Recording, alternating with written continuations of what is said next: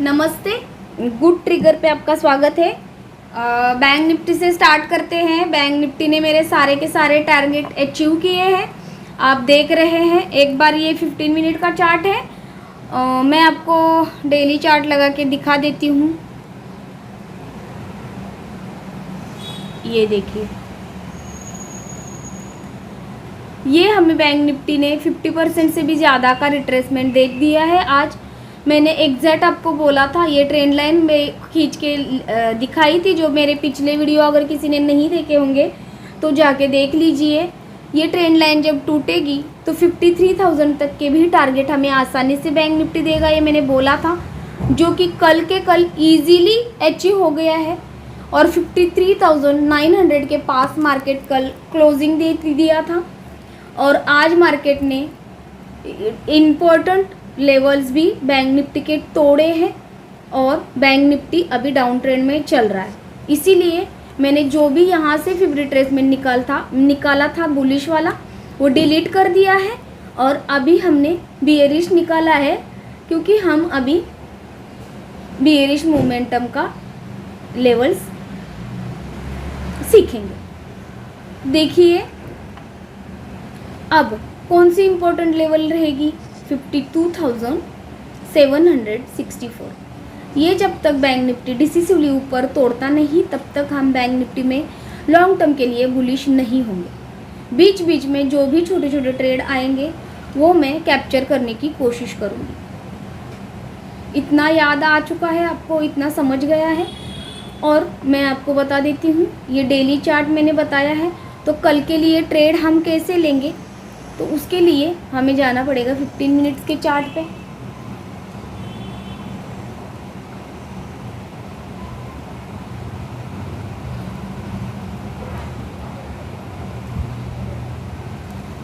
ये आज का क्लोजिंग है बैंक निफ्टी का 51,677। इसको अगर बैंक निफ्टी कल डिसिसिवली तोड़ता है तो हमें ये 51,368 के भी टारगेट्स देखने को मिलेंगे आने वाले ट्रेडिंग सेशन में। देखते हैं आज की तरह कल के कल ही मिलते हैं क्या ये। फिर यहाँ पे हम एक बार वेट एंड वॉच करेंगे। बैंक निफ्टी में एक बाउंस आना ज़रूरी है, निफ्टी में भी एक बाउंस आना ज़रूरी है, जो कि बाउंस हमें यहाँ से भी अगर मिला तो भी हम ये वाले 52,764 तक के टारगेट्स हम ऊपर ले सकते हैं। और स्टॉप लॉस जो रहेगा ये आज की क्लोजिंग का रखेंगे।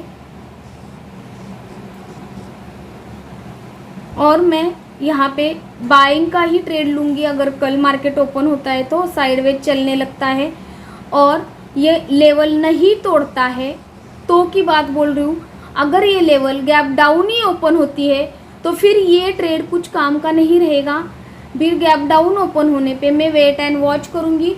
जब 51,360 के पास मार्केट आने के बाद क्या रिएक्ट करता है उसका वेट करूँगी। और 2 दिन से मार्केट ने काफ़ी अच्छी रैली दी है। कल अगर मार्केट साइडवेज चला रहा तो मैं कोई भी ट्रेड नहीं करने वाली। और मुझे अगर अच्छी ट्रेड मिल जाती है, गैप अप ओपन होके ये बाउंस अगर आके यहाँ से कोई मुझे बियरिश प्रेशर की कैंडल मिलती है तो मैं 52,300 का स्टॉप लॉस लगा के अगेन बैंक निफ्टी को शॉर्ट करूँगी।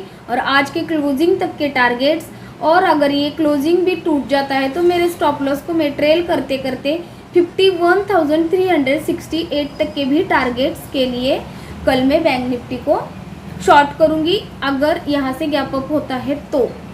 और अगर गैप डाउन ही होता है तो फिर मैं वेट एंड वॉच करूँगी 15 मिनट की कैंडल का, उसके बाद ही कोई डिसीजन लूँगी। तो आपको समझ में आया होगा कि कैसे ट्रेड लेना रहता है। मैं एक बार आपको बता देती हूँ, ये 51,368 टूटने के बाद हमें पहला टारगेट जो है 51,250 का, दूसरा टारगेट 51,100 150 का और फिर 51 तक के भी टारगेट हमें कल अगर ऐसे ही ट्रेंडिंग मार्केट रहा तो मिल जाएंगे। अदरवाइज़ ये आने वाले दिनों में ये 51,360 टूटने के बाद ही आने वाले दिनों में हमें काफ़ी अच्छे टारगेट्स करेक्शन के रूप में मिल जाएंगे। अब हम देखते हैं निफ्टी में।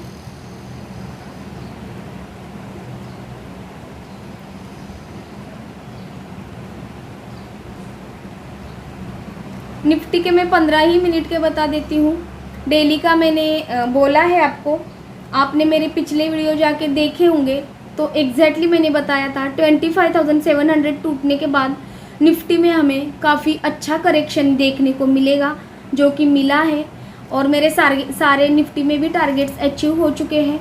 तो मैं अभी आपको एक लेवल बता देती हूँ 25,667, 37, 25,637 डिसिसिवली जब तक ऊपर की तरफ ब्रेक रिटेस्ट नहीं करता तब तक हम निफ्टी में बुलिश नहीं होंगे, इतना याद रखिए।